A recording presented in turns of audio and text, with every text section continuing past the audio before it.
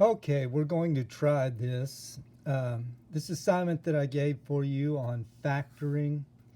This worksheet calls them trinomials. They're quadratics, most of them. And a couple of things that you're going to need to know is, number one, I'm at home, so cats may jump into the screen, dogs may be barking, my wife may be hollering at me, but we're going to get through this.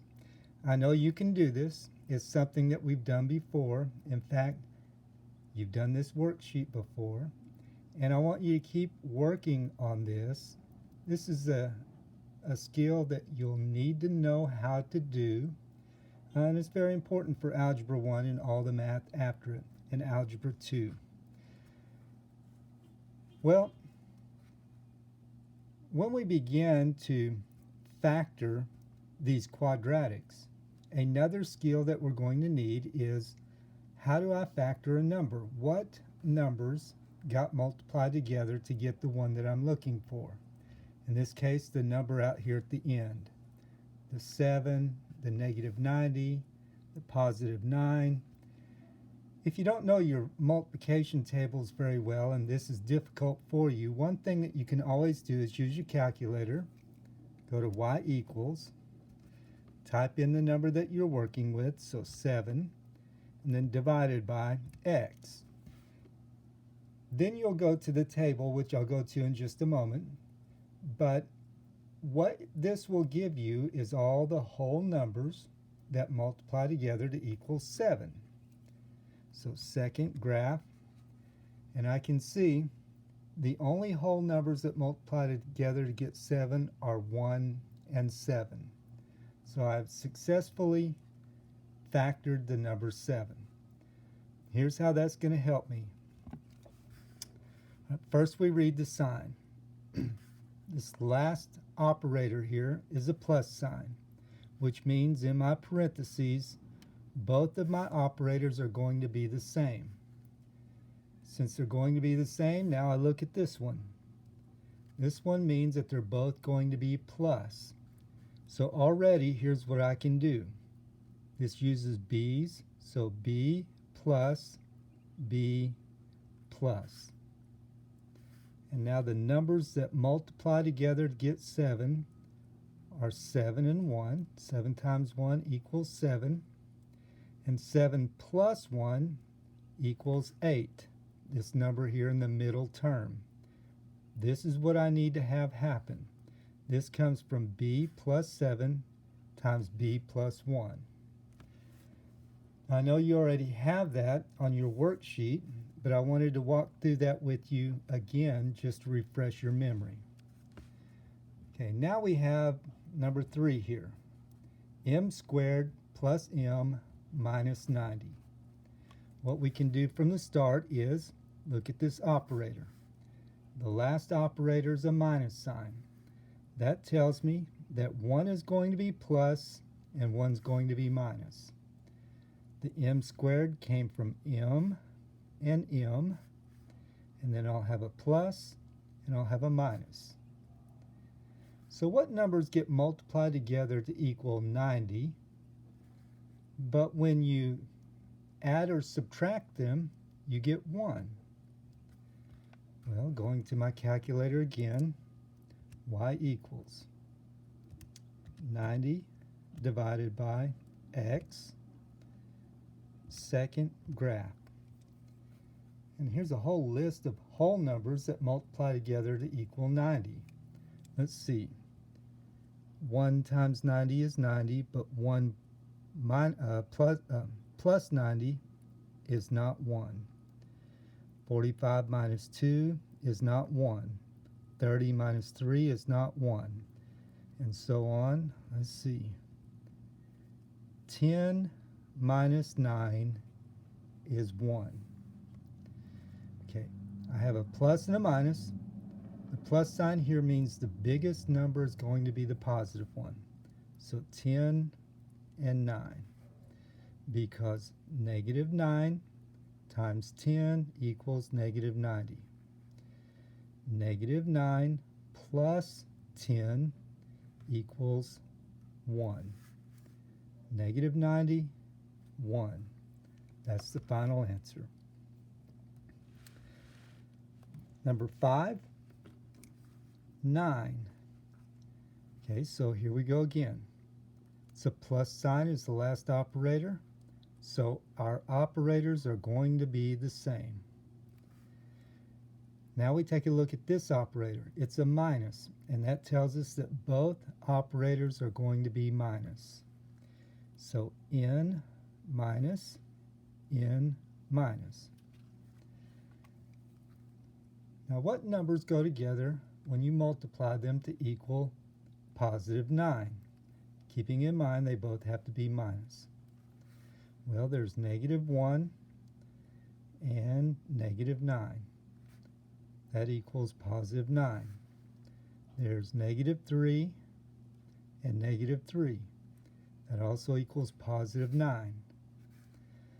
But when I add them together, negative 1 plus negative 9 means minus 9 equals negative 10. But negative 3 minus 3 more equals negative 6. Here's the numbers I need. N minus 1, n minus 9, and it's done.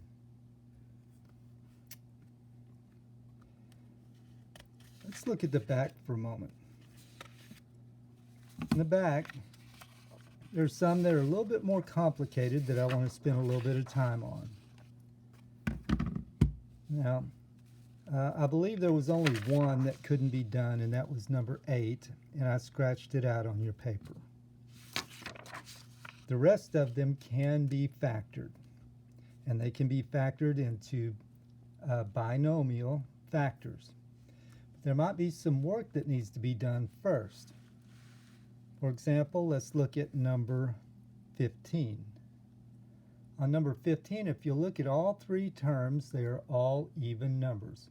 So one thing that can happen at the start is a 2 can be factored out, and you write it like this.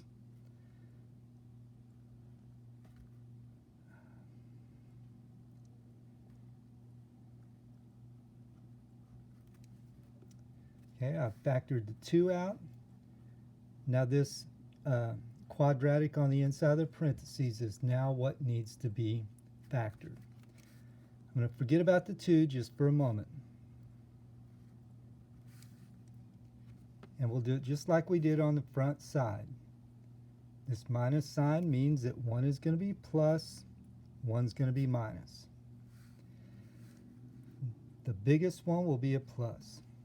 So I need two numbers that when I multiply them together I get 54, but when I add them together I get 3. So let's see here. 54 divided by x. Let's see, I've got, well, looky there, 6 and 9. 6 times 9 equals 54. 9 minus 6 equals 3. Okay, so n and n. All right, the biggest one has to be positive, so 9 and 6. Now, I'm not done yet because we still have this 2 and we have to include it here on the outside of the parentheses. That is done. It's finished. Some of the others work this way as well. I believe in all of these you'll be able to factor a number out if you have an expression that starts with a number other than 1 for the first term.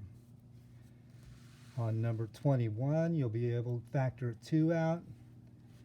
On number 16, you'll be able to factor a 5 out. Same thing on number 20. Number 22, you can factor out a 4. Number 26, you can factor out a 6. All of your answers should either look like these answers on the first page or these answers on the second page. Please, please, please, if you have any questions, If you forget what to do in the calculator, if this is just frustrating you to no end, give me a call. 1-903-818-1565. That's the number for the cell phone that I keep in my classroom. I have it with me. You can send me a message. You can call me. Let's keep it appropriate. It's not like you can send me something hateful and I won't know who it came from. Just try, okay? Just try. I've set this assignment where you're only doing maybe 5-6 problems per day, and you can do that. The book also helps, and I wrote the page numbers in the book that covers this on the worksheet for both Algebra 1 and Algebra 2. Both are doing the same assignment to start with because both of these are needful for both of us at this time. All right, that's all that I'm going to say for now. Send me a message. You can send me an email at ectormath@gmail.com or jmackey, all lowercase, at ectorisd.net. Hope you're having a good day. Bye.